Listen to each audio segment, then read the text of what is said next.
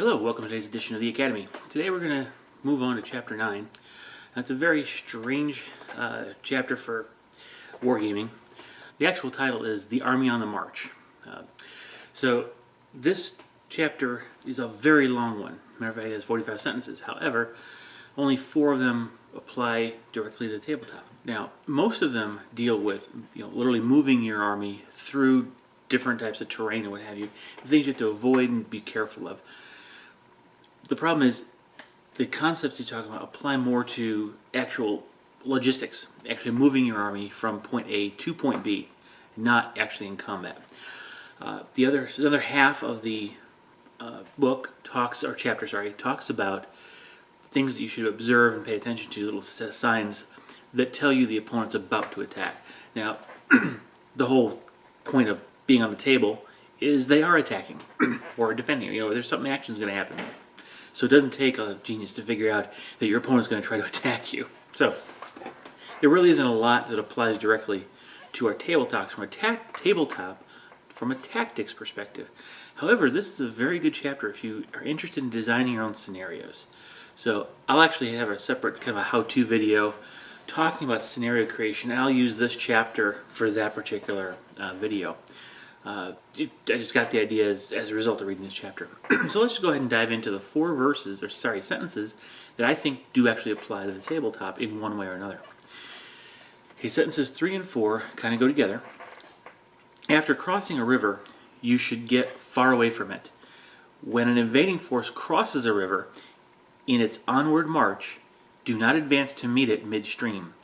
It will be best to let half of the army get across and deliver your attack. Now, the reason I wanted to highlight these 2, even though it's again talking about moving your army, is there's some concepts here that actually apply to the tabletop. The first one is the idea of, once you cross the river, get as far away from it. The point that he's making is that you don't want to be hemmed in by that natural barrier that makes your freedom of movement limited. So apply that concept to any terrain on the table. If there's areas on the battlefield that will hamper your movement in a detrimental fashion, avoid it if possible. Okay, that's really what he's trying to get to in that. Now the second piece, when an invading force crosses the river, let half of it get through before you attack. Here he's reinforcing the concept and applying it to a specific tactical situation of basically dividing your opponent, focusing your entire army on a portion of his to get that local superiority so you can deliver a devastating blow.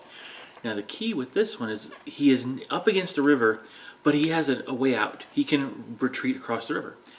So if you remember in a previous chapter, chapter 8, he's talking about do not fight an opponent who has no escape because they will be determined to fight to the death.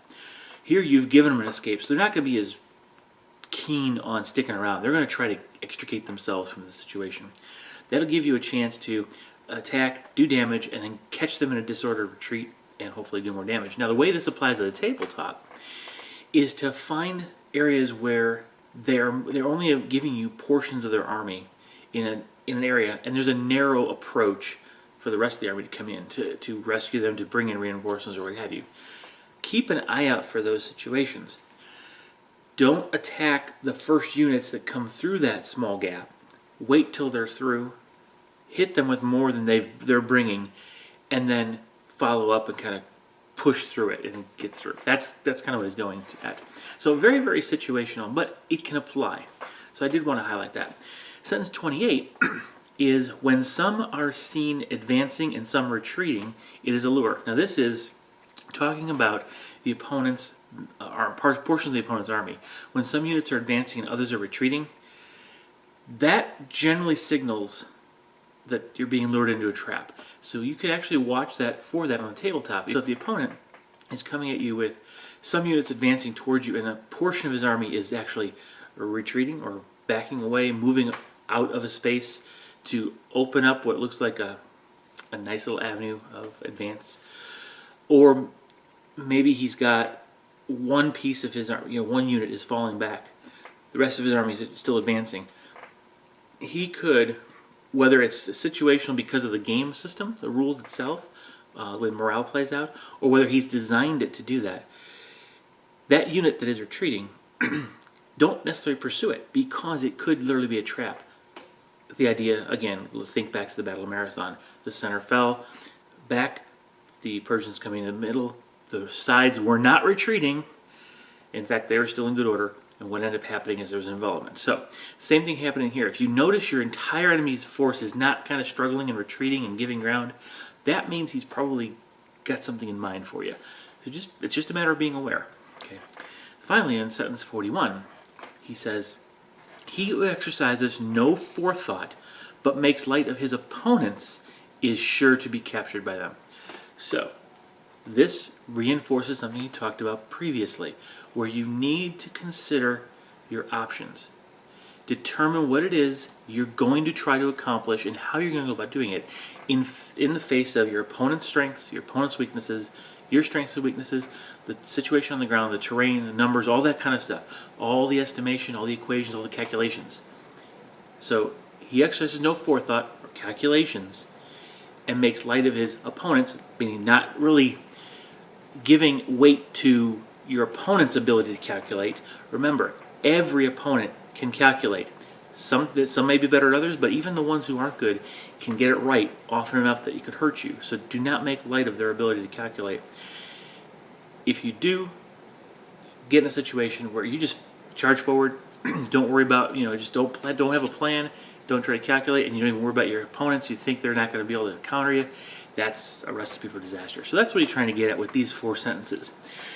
So if you are interested, still please go back into the rest of the chapter, all 45 sentences, read up on it to understand kind of how the terrain can affect an actual army. Now, if you're writing campaigns, some of those rules can be modified or added to give that flavor that's in this chapter about moving armies. So hope that's, there's not much to this particular chapter for the tabletop, but I hope it's something that gives you a few nuggets to think about as you kind of look through Sun Tzu's eyes and see what is it you need to pay attention to in your opponent or on the gaming table. Okay, so share, like, subscribe. Let me know below what you think, any comments you might have, and I'll see you in the next week's Academy. Bye-bye.